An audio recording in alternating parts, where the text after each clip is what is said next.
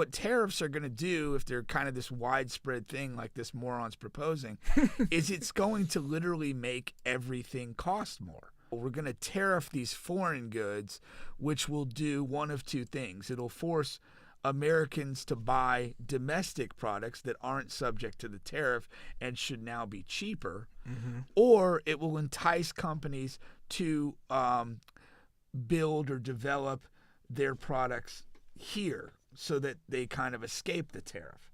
But the problem with the tariff is that, like, not all this stuff is self-contained. Like, you could say, well, I want to manufacture cars in the U.S. to avoid the tariff.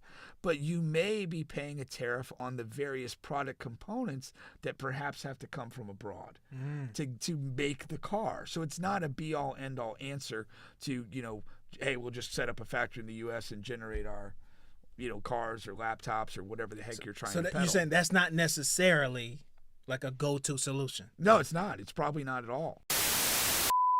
It's always dicey going political here with Pink, but we'll make an attempt here. Now this is interesting with the tariffs, because here goes the thing, right? I feel like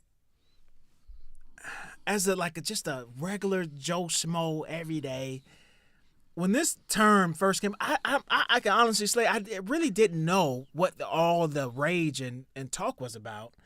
Even from what are tariffs and what is that? And I'm talking about like maybe, a month or two ago, when all of this was really bubbling, and then you get into researching and all of this good stuff. And what does this mean? What does this mean for me? Yeah. Why is this important? But yeah, go ahead and get into that. But ultimately, I want you to explain, how can this be bad for your regular day American and all of that stuff? Yeah, well, I mean, tariffs are basically a tax that's put on goods coming into the country for sale to the public. And so, you could do a 10% tariff where the government demands and collects 10% of the value of the good as it comes into the country. You could do 25% tariff to do that. Now, the problem with that is that, that cost is going to be passed on to the consumer. So, if Toyota is sending over a $20,000 car and there's a 25% tariff, now that car costs $25 to get here, and they have to sell it for probably $30 instead of $25 to make any money on it. And so what tariffs are going to do, if they're kind of this widespread thing like this moron's proposing, is it's going to literally make everything cost more. And we've already been bitching since COVID about that the cost of just common things have elevated. Now, the opposite point of this is to say, well, we're going to tariff these foreign goods, which will do one of two things. It'll force Americans to buy domestic products that aren't subject to the tariff and should now be cheaper, or it will entice companies to build or develop their products here so that they kind of escape the tariff. But the problem with the tariff is that, not all this stuff is self-contained. Like, you could say, well, I want to manufacture cars in the U.S. to avoid the tariff.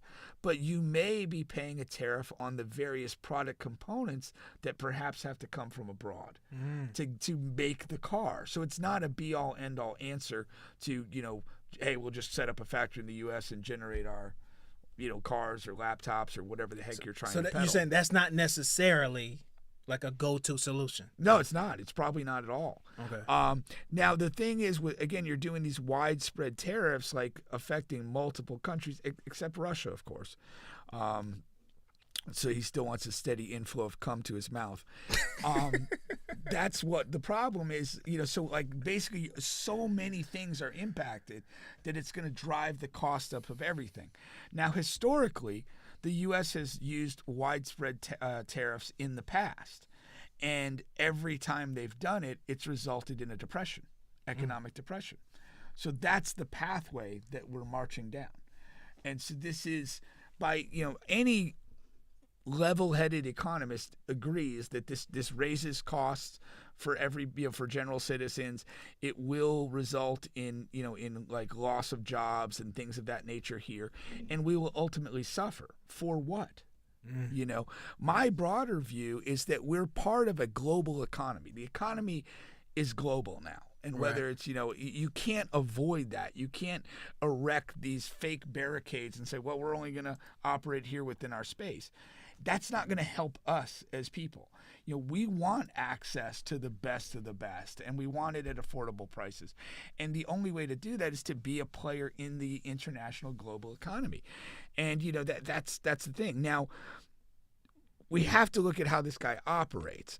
You know, he may be using the tariffs, and again, apparently he's kind of pushed them back, which led the stock market to go up a little bit today.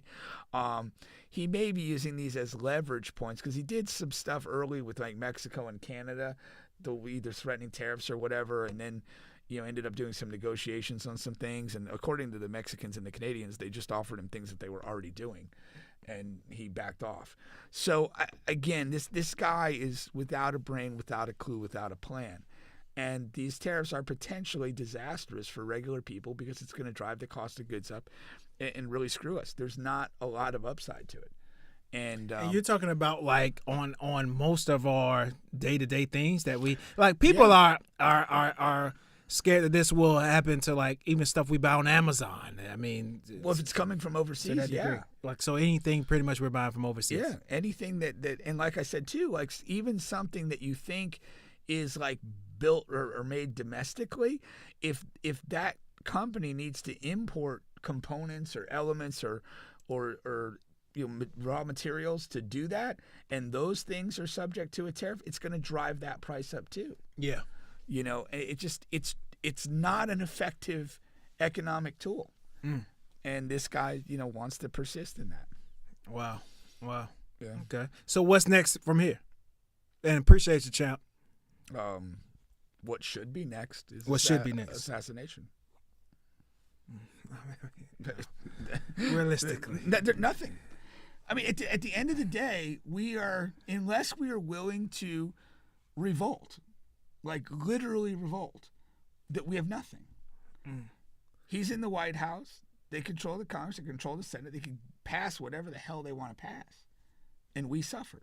Yeah, they do control that. That's house. So there is nothing. Yeah, I forgot about that aspect. You know, he like if they didn't, it could be pushed back. Like you have these stupid things, like, you know, like they'll do something idiotic. Like the other day, they tried to remove Harriet Tubman from something, or they tried to remove Jackie Robinson's military record. Yeah. People get upset, and then it, you know, miraculously appears back up there. I mean, at the end of the day, this guy could just be, and he probably is, just a toothless bully who likes to talk a big game and do stupid, rash stuff to appear like he's commanding and in control. But when the rubber meets the road, he backs down. Yeah. I mean, that could be the reality of what we're dealing with. And in some perverse way, that's like the best case scenario other than my preferred scenario. But that's what we are. There's no stopping it. Yeah. You know, like in any way short of revolt. Ain't no stopping us now. You know that song? We're on the move.